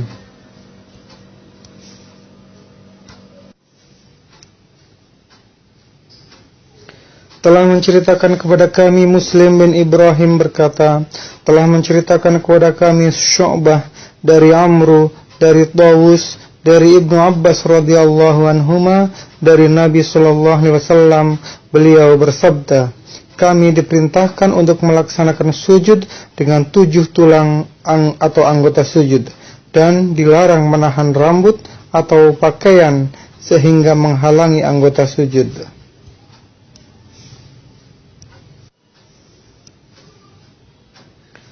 Telah menceritakan kepada kami Adam telah menceritakan kepada kami Israel dari Abu Ishaq dari Abdullah bin Yazid Al-Haddami, telah menceritakan kepada kami Al-Bara bin Azib, dan dia bukanlah pendusta, bahwa dia berkata, kami pernah sholat di belakang Nabi SAW ketika beliau mengucapkan Samiallahu liman hamidah. Semoga Allah mendengar pujian orang yang memujinya. Tidak seorang pun dari kami yang membungkukkan punggungnya hingga Nabi SAW meletakkan keningnya di atas tanah.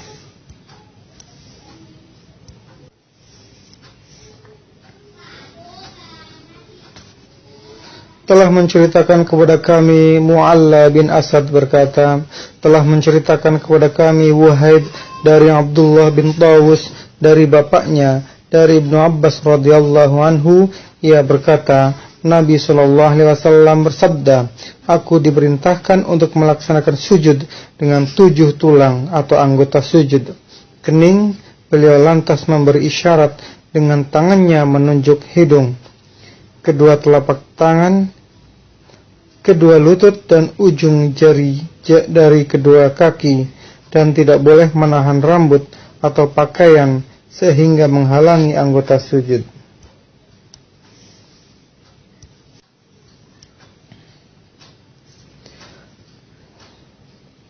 Telah menceritakan kepada kami Musa berkata, telah menceritakan kepada kami Hammam dari Yahya dari Abu Salamah berkata, aku pergi menemui Abu Sa'id Al-Khudri, lalu aku bertanya kepadanya, maukah Anda pergi bersama kami ke bawah pohon kurma, lalu kita berbincang-bincang di sana? Dia pun pergi dan bercakap-cakap bersama kami. Aku kemudian berkata, ceritakanlah kepadaku apa yang pernah Anda dengar dari Nabi SAW tentang Lailatul Qadar.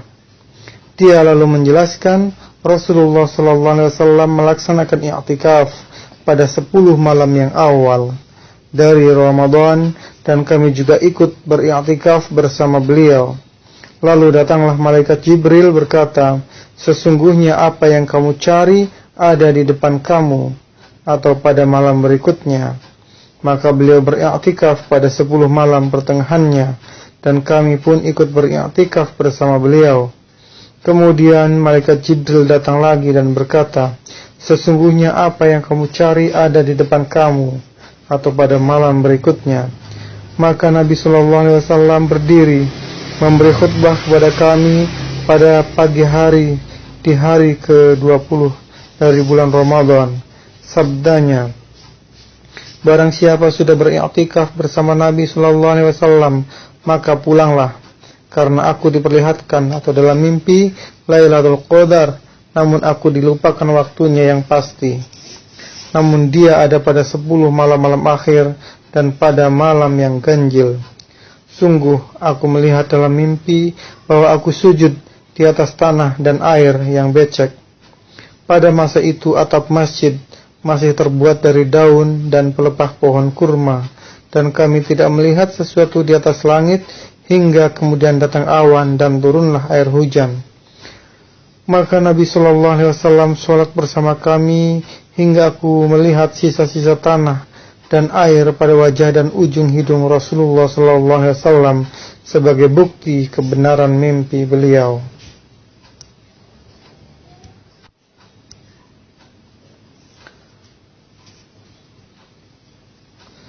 Telah menceritakan kepada kami Muhammad bin Katsir berkata, telah mengabarkan kepada kami Sufyan dari Abu Hazim dari Sahal bin Sa'ad berkata, orang-orang sholat bersama Nabi SAW dengan mengikatkan kain mereka di leher-leher karena kainnya kecil. Lalu dikatakan kepada kaum wanita, janganlah kalian mengangkat kepala kalian hingga para laki-laki telah duduk.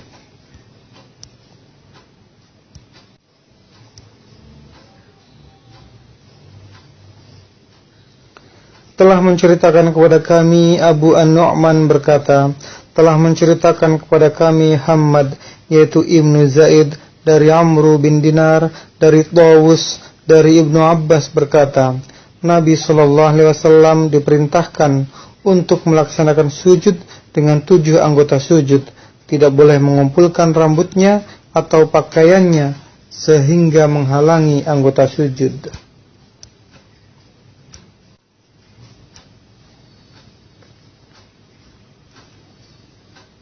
Telah menceritakan kepada kami Musa bin Ismail berkata, telah menceritakan kepada kami Abu Awanah dari Amru, dari Tawus, dari Ibnu Abbas, dari Nabi SAW.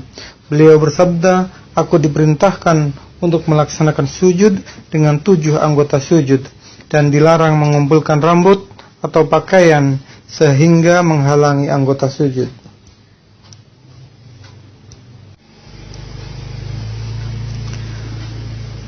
Telah menceritakan kepada kami Musaddad berkata, telah menceritakan kepada kami Yahya dari Sufyan berkata, telah menceritakan kepadaku Mansur bin Al-Mu'tamir dari Muslim, yaitu Ibnu Subaih Abu Abduha dari Masruq dari Aisyah berkata, saat ruku' dan sujud Nabi SAW memperbanyak membaca doa Subhanakallahumma Rabbana wa bihamdika Allahumma ighfirli.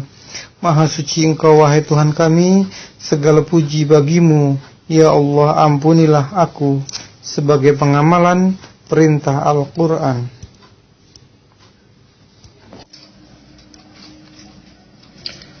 Telah menceritakan kepada kami Abu An-Nu'man berkata, telah menceritakan kepada kami Hamad bin Zaid dari Ayyub, dari Abu Qilabah, dari Malik bin Al-Huwairith.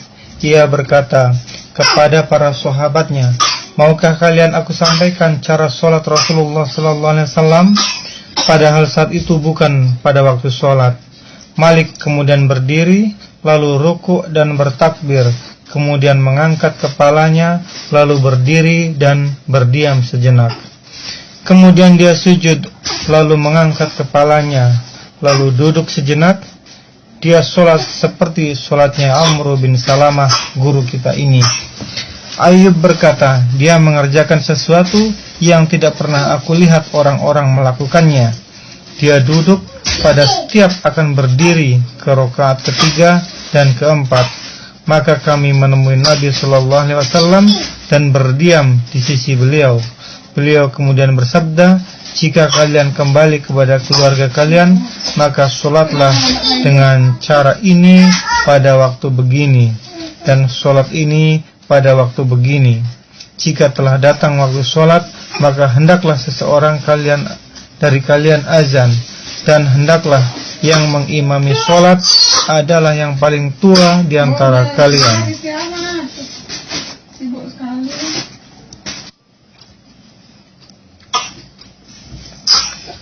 Telah menceritakan kepada kami Muhammad bin Abdurrahim berkata, telah menceritakan kepada kami Abu Ahmad Muhammad bin Abdullah Az-Zubairi berkata, telah menceritakan kepada kami Mis'ar dari Al-Hakam, dari Abdurrahman bin Abu Layla dari Al-Barra berkata, sujudnya Nabi SAW, ruku' dan duduknya antara 2 sujud semuanya hampir sama panjangnya.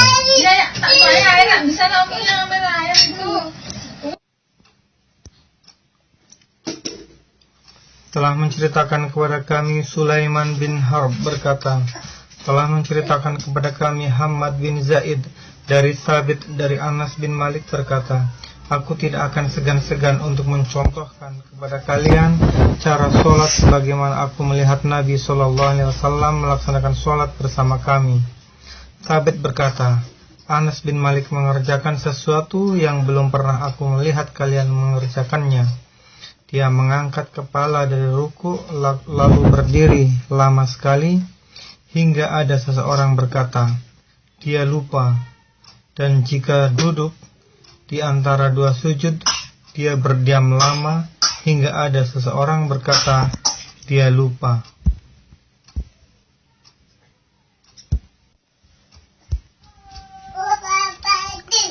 Telah menceritakan kepada kami Muhammad bin Bashar berkata, telah menceritakan kepada kami Muhammad bin Ja'far berkata, telah menceritakan kepada kami Syu'bah berkata, aku mendengar Qatadah dari Anas bin Malik dari Nabi Shallallahu Alaihi Wasallam.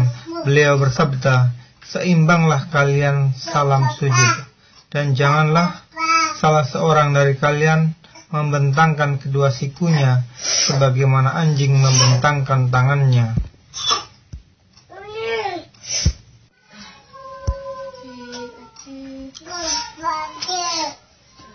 Telah menceritakan kepada kami Muhammad bin Ash-Shabah berkata, telah mengabarkan kepada kami Hushaim berkata, telah mengabarkan kepada kami Khalid Al-Hazza dari Abu Qilabah berkata, telah mengabarkan kepada kami Malik bin Al-Huwairith Al-Laithi bahwa dia melihat Nabi SAW melaksanakan sholat.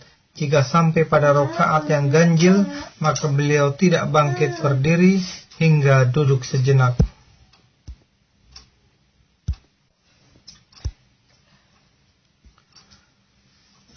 Telah menceritakan kepada kami Mu'alla bin Asad berkata, telah menceritakan kepada kami Wuhaib dari Ayyub dari Abu Qilabah berkata, Malik bin Al-Huwairith datang kepada kami lalu sholat bersama di masjid milik ini.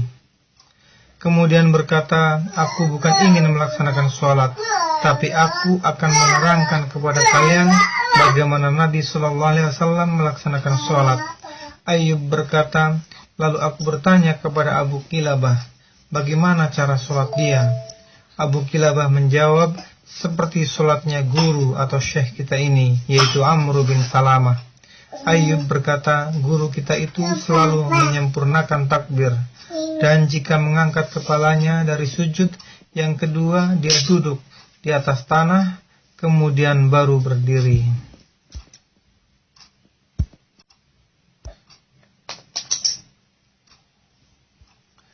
Telah menceritakan kepada kami Yahya bin Sholih berkata, telah menceritakan kepada kami Fulaih bin Sulaiman dari Sa'id bin Al-Harith berkata, Abu Sa'id memimpin kami sholat.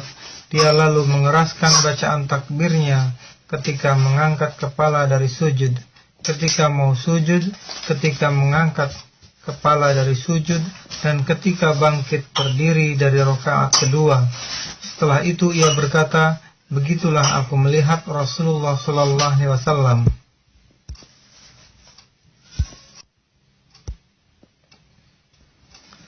Telah menceritakan kepada kami Sulaiman bin Harb berkata, telah menceritakan kepada kami Hamad bin Zaid berkata, telah menceritakan kepada kami Ghailan bin Jarir dari Mudharif berkata, aku dan Imran pernah sholat di belakang Ali bin Abu Thalib radhiyallahu anhu.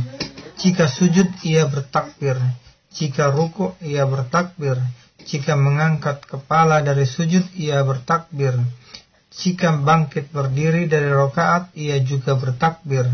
Selesai salam, Imran memegang tanganku lalu berkata, sungguh dia telah sholat bersama kita dengan tata cara sholatnya Muhammad SAW. Atau dia berkata, sungguh dengan sholatnya ini dia telah mengingatkan aku tentang sholatnya Muhammad SAW.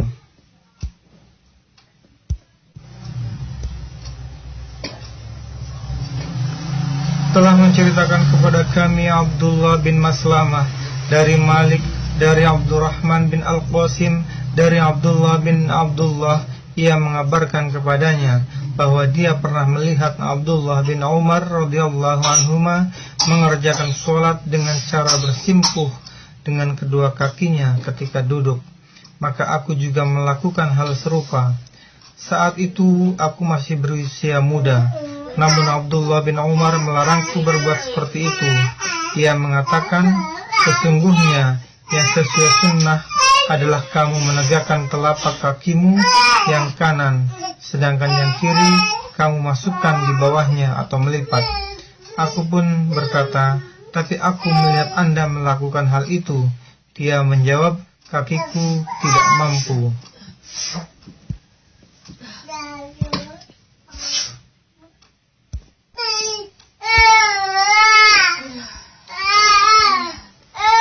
Telah menceritakan kepada kami Yahya bin Bukair berkata, telah menceritakan kepada kami Al-Laith dari Khalid, dari Sa'id, dari Muhammad bin Amr bin Halhalah dari Muhammad bin Amr bin Abba, dan telah menceritakan kepada kami Al-Laits dari Yazid bin Abu Habib dan Yazid bin Muhammad dari Muhammad bin Amr bin Halhalah dari Muhammad bin Amr bin Abba, bahwasanya dia duduk bersama beberapa orang sahabat Nabi sallallahu alaihi wasallam. Mereka bercerita tentang sholatnya Nabi sallallahu alaihi wasallam. Maka berkata Abu Hamid As-Sa'idi, aku adalah orang yang paling hafal dengan sholatnya Rasulullah sallallahu alaihi wasallam. Jika sholat aku melihat beliau takbir dengan mengangkat kedua tangannya sejajar dengan pundaknya. Jika ruku, maka beliau menempatkan kedua tangannya pada lutut dan meluruskan punggungnya. Jika mengangkat kepalanya, beliau berdiri lurus hingga seluruh tulang punggungnya kembali pada tempatnya semula. Dan jika sujud, maka beliau meletakkan tangannya dengan tidak menempelkan lengannya ke tanah atau badannya. Dan dalam posisi sujud itu beliau menghadapkan jari-jari kakinya ke arah kiblat. Apabila duduk pada rakaat kedua, beliau duduk di atas kakinya yang kiri dan meletakkan kakinya yang kanan. Dan jika duduk pada rakaat terakhir, maka beliau memasukkan kaki kirinya atau di bawah kaki kanannya dan menegakkan kaki kanannya, dan beliau duduk pada tempat duduknya. Dan Al-Laits telah mendengar dari Yazid bin Abu Habib dan Yazid dari Muhammad bin Halhalah dan Ibnu Halhalah dari Ibnu Abba. Abu Saleh menyebutkan dari Al-Laits seluruh tulang punggung. Ibnu Al-Mubarak berkata dari Yahya bin Ayyub, ia berkata, telah menceritakan kepadaku Yazid bin Abu Habib bahwa Muhammad bin Amr menceritakan kepadanya seluruh tulang punggung.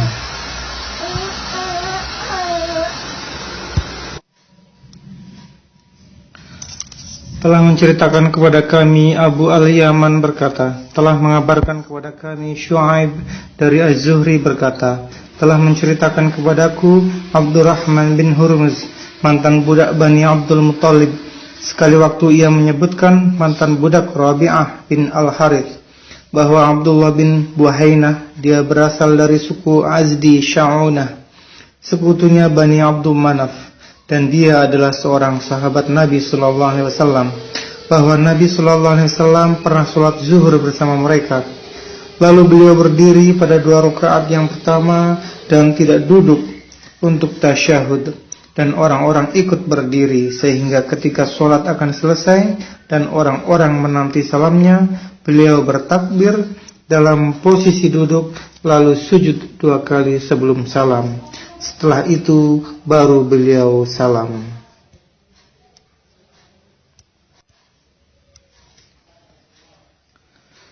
Telah menceritakan kepada kami Qutaibah bin Sa'id berkata, telah menceritakan kepada kami Bakar dari Ja'far bin Rabi'ah dari Al-A'raj dari Abdullah bin Malik ibnu Buhainah berkata, Rasulullah SAW pernah sholat zuhur bersama kami, lalu beliau berdiri yang semestinya beliau duduk. Kemudian di akhir sholatnya beliau sujud 2 kali dalam posisi duduk.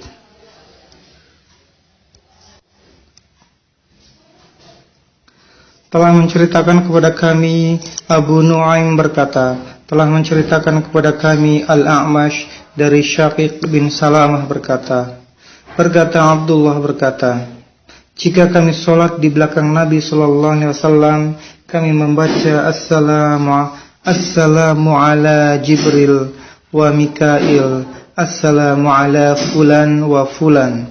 Semoga kesejahteraan terlimpahkan kepada malaikat Jibril dan Mikail, dan semoga kesejahteraan terlimpahkan kepada si Anu dan si Anu. Lalu Rasulullah SAW menoleh ke arah kami seraya bersabda, sesungguhnya Allah dialah As-Salam. Maka jika seseorang dari kalian sholat, hendaklah ia membaca At-Tahiyyatul lillahi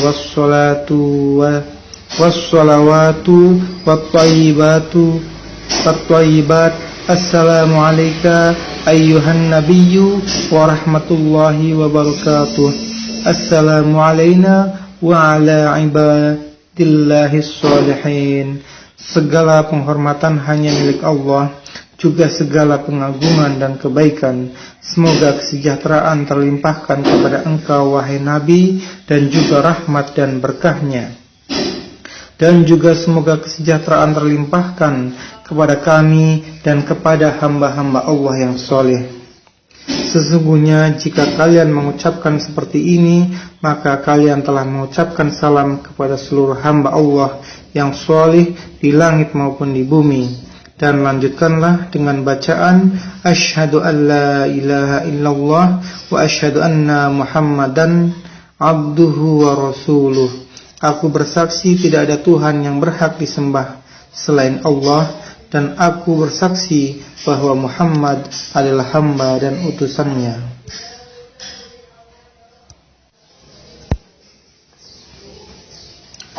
Telah menceritakan kepada kami Abu al-Yaman berkata, telah mengabarkan kepada kami Syuaib dari Az-Zuhri berkata, telah mengabarkan kepada kami Urwah bin Az-Zubair dari Aisyah istri Nabi sallallahu alaihi wasallam. Dia telah mengabarkan kepadanya bahwa Rasulullah sallallahu alaihi wasallam di dalam salat membaca doa, Allahumma inni a'udzubika min azabil qabri wa a'udzubika min fitnatil masiihid dajjal wa a'udzubika min fitnatil mahya wa fitnatil mamat. Allahumma inni a'udzubika minal ma'thami wal maghram. Ya Allah, aku berlindung kepadamu dari siksa kubur, dan aku berlindung kepadamu dari fitnah Al-Masihid Dajjal, dan aku berlindung kepadamu dari fitnah kehidupan dan fitnah kematian. Ya Allah, aku berlindung kepadamu dari perbuatan dosa dan hutang. Tiba-tiba ada seseorang berkata kepada beliau, kenapa Tuhan banyak meminta perlindungan dari hutang? Beliau menjawab, sesungguhnya seseorang apabila berhutang, dia akan cenderung berkata dusta dan berjanji lalu mengingkarinya. Dan dari Az-Zuhri ia berkata, Urwah bin Az-Zubair telah mengabarkan kepadaku bahwa Aisyah radhiyallahu anha berkata, aku mendengar Rasulullah sallallahu alaihi wasallam dalam salatnya meminta perlindungan dari fitnah Dajjal.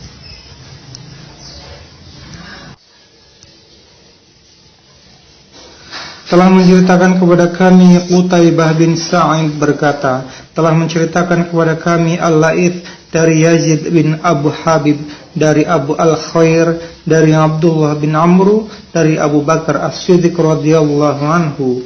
Ia berkata kepada Rasulullah sallallahu alaihi wasallam, ajarkanlah aku suatu doa yang bisa aku panjatkan saat sholat.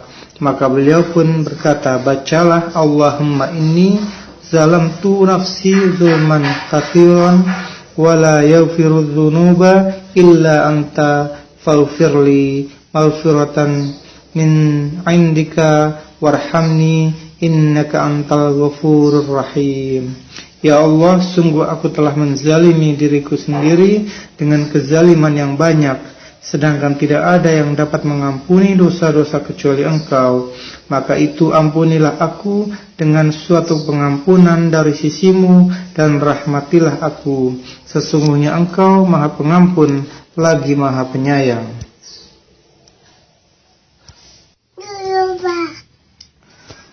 Telah menceritakan kepada kami Musaddad berkata, telah menceritakan kepada kami Yahya dari Al-A'mash, telah menceritakan kepadaku Syaqiq dari Abdullah berkata, jika kami sholat bersama Nabi sallallahu alaihi wasallam, kami mengucapkan assalamu ala Allah min ibadis salamu ala fulan wa fulan. Semoga kesejahteraan terlimpahkan kepada Allah dari hamba-hambanya, dan semoga kesejahteraan terlimpahkan kepada si Anu dan si Anu.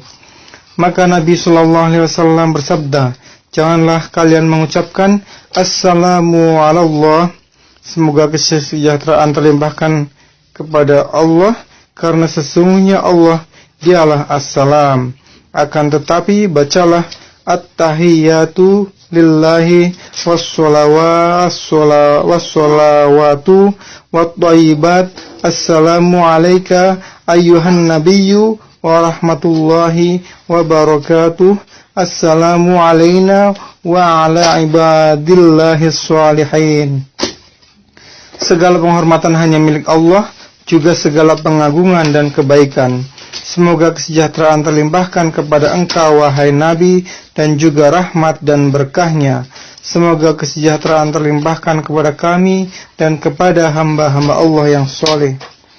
Karena apabila kalian mengucapkan seperti ini, maka berarti kalian telah mengucapkan salam kepada seluruh yang ada di langit atau yang berada di antara langit dan bumi. Dan lanjutkanlah dengan bacaan asyhadu alla ilaha illallah wa asyhadu anna muhammadan abduhu wa rasuluh. Aku bersaksi tidak ada Tuhan yang berhak disembah selain Allah, dan aku bersaksi bahwa Muhammad adalah hamba dan utusannya. Lalu ia memilih doa yang paling ia sukai, kemudian berdoa dengannya.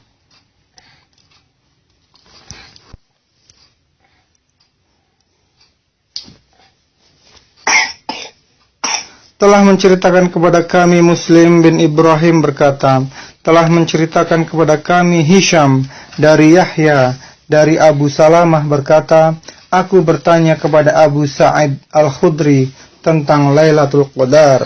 Lalu ia menjawab, aku melihat Rasulullah SAW sujud di atas air dan lumpur, hingga aku bisa melihat bekas lumpur itu di dahi beliau.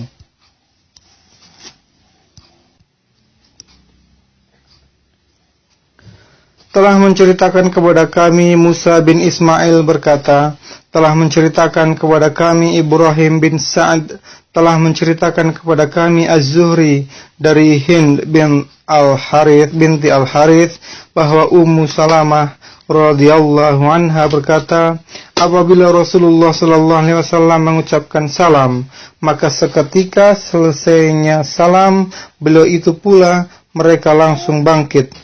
Sementara beliau berdiam diri sebentar sebelum berdiri.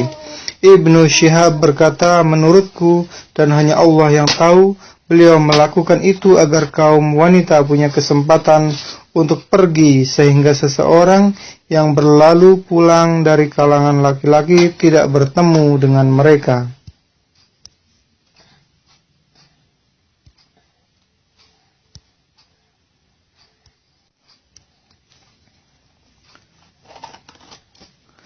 Telah menceritakan kepada kami Hibban bin Musa berkata, telah mengabarkan kepada kami Abdullah berkata, telah mengabarkan kepada kami Ma'mar dari Az-Zuhri dari Mahmud bin Ar-Rabi dari Aitban bin Malik berkata, kami pernah sholat bersama Nabi SAW, maka kami salam ketika beliau salam.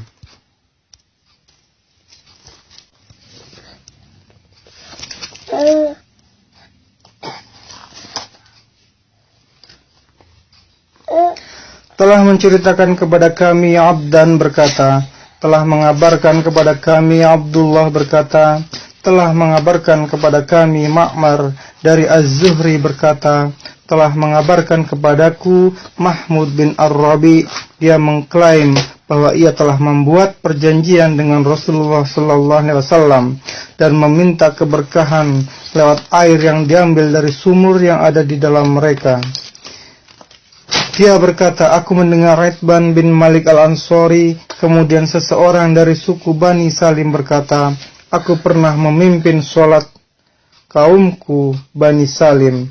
Pada kemudian hari aku menemui Nabi SAW, lalu aku berkata kepada beliau, wahai Rasulullah, aku adalah orang yang sudah lemah penglihatan, sedangkan genangan-genangan dari saluran air sering menghalangi antara aku dan masjid kaumku.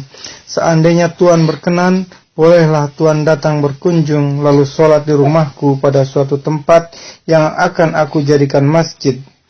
Maka beliau berkata, aku akan datang insyaallah.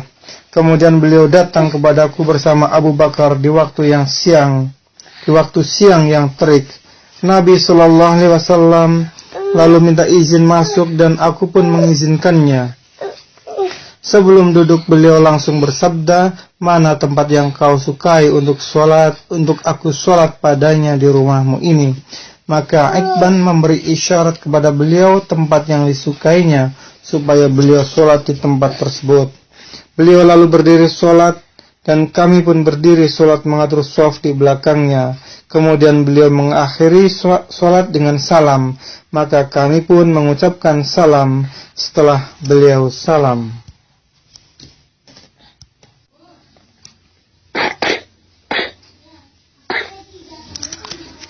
Telah menceritakan kepada kami Ishaq bin Nashir berkata, telah menceritakan kepada kami Abdul Razak berkata, telah mengabarkan kepada kami Ibnu Jurayj berkata, telah mengabarkan kepadaku Amru bahwa Abu Ma'bad mantan budak Ibnu Abbas mengabarkan kepadanya bahwa Ibnu Abbas radhiyallahu anhuma mengabarkan kepadanya bahwa mengeraskan suara dalam berzikir setelah orang selesai menunaikan sholat fardu terjadi di zaman Nabi Sallallahu Alaihi Wasallam.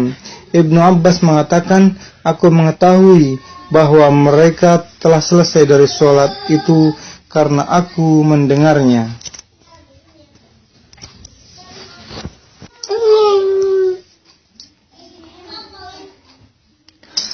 Telah menceritakan kepada kami Ali bin Abdullah berkata, telah menceritakan kepada kami Sufyan, telah menceritakan kepada kami Amru berkata, telah mengabarkan kepadaku Abu Ma'bad dari Ibnu Abbas radhiyallahu anhuma berkata, aku mengetahui selesainya sholat Nabi sallallahu alaihi wasallam dari suara takbir. Ali berkata, telah menceritakan kepada kami Sufyan dari Amru, ia berkata, Abu Ma'bad adalah salah satu budak Ibnu Abbas yang paling jujur. Ali berkata, nama aslinya adalah Nafiz.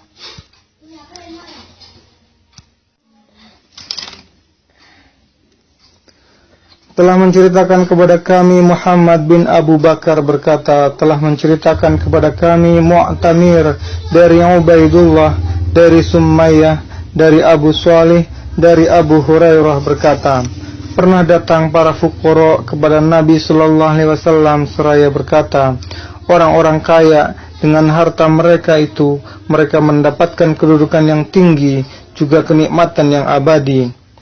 Karena mereka melaksanakan sholat seperti juga kami melaksanakan sholat. Mereka saum sebagaimana kami juga saum. Namun mereka memiliki kelebihan disebabkan harta mereka, sehingga mereka dapat menunaikan ibadah haji dengan harta tersebut, juga dapat melaksanakan umrah, bahkan dapat berjihad dan bersedekah. Maka beliau pun bersabda, maukah aku sampaikan kepada kalian sesuatu yang apabila kalian ambil atau sebagai amal ibadah, kalian akan dapat melampaui derajat orang-orang yang sudah mengalahkan kalian tersebut. Dan tidak akan ada yang dapat mengalahkan kalian dengan amal ini, sehingga kalian menjadi yang terbaik di antara kalian dan di tengah-tengah mereka, kecuali bila ada orang yang mengerjakan seperti yang kalian amalkan ini, yaitu kalian membaca tasbih atau subhanallah, membaca tahmid atau alhamdulillah, dan membaca takbir atau Allahu Akbar setiap selesai dari sholat sebanyak 33 kali. Kemudian setelah itu di antara kami terdapat perbedaan pendapat. Di antara kami ada yang berkata kita bertasbih 33 kali, lalu bertahmid 33 kali, lalu bertakbir 43 kali. Kemudian aku kembali menemui beliau sallallahu alaihi wasallam. Beliau lalu bersabda, bacalah subhanallah walhamdulillah wallahu akbar hingga dari itu semuanya berjumlah 33 kali. Hadisnya telah menceritakan kepada kami Muhammad bin Yusuf berkata, telah menceritakan kepada kami Sufyan dari Abdul Malik bin Umair dari Warad, penulisnya Al-Mughirah bin Syu'bah berkata, Al-Mughirah bin Syu'bah meminta aku untuk menulis hadis buat dikirim kepada Muawiyah bahwa Nabi SAW berdoa setiap selesai dari sholat fardu, la ilaha illallah wahdahu la syarika lahu, lahul mulku wa lahul hamdu wa huwa ala kulli syai'in qadir. Allahumma la mani alima a'daita wa la mu'diya lima mana'ta wa la yanfa'u dzal jaddi minkal jaddu. Atau tidak ada Tuhan yang berhak disembah selain Allah, yang tunggal dan tidak ada sekutu baginya, miliknya segala kerajaan dan miliknya segala pujian, dan Dia maha kuasa atas segala sesuatu. Ya Allah, tidak ada yang dapat menahan dari apa yang Engkau berikan, dan tidak ada yang dapat memberi dari apa yang Engkau tahan, dan tidak bermanfaat kekayaan orang yang kaya di hadapan-Mu sedikit pun. Syu'bah berkata dari Abdul Malik bin Umair dengan lafaz seperti ini, dan dari Al-Hakam dari Al-Qasim bin Mukhaimirah dari Warad dengan seperti ini juga. Al-Hasan berkata al-jaddu artinya adalah kekayaan.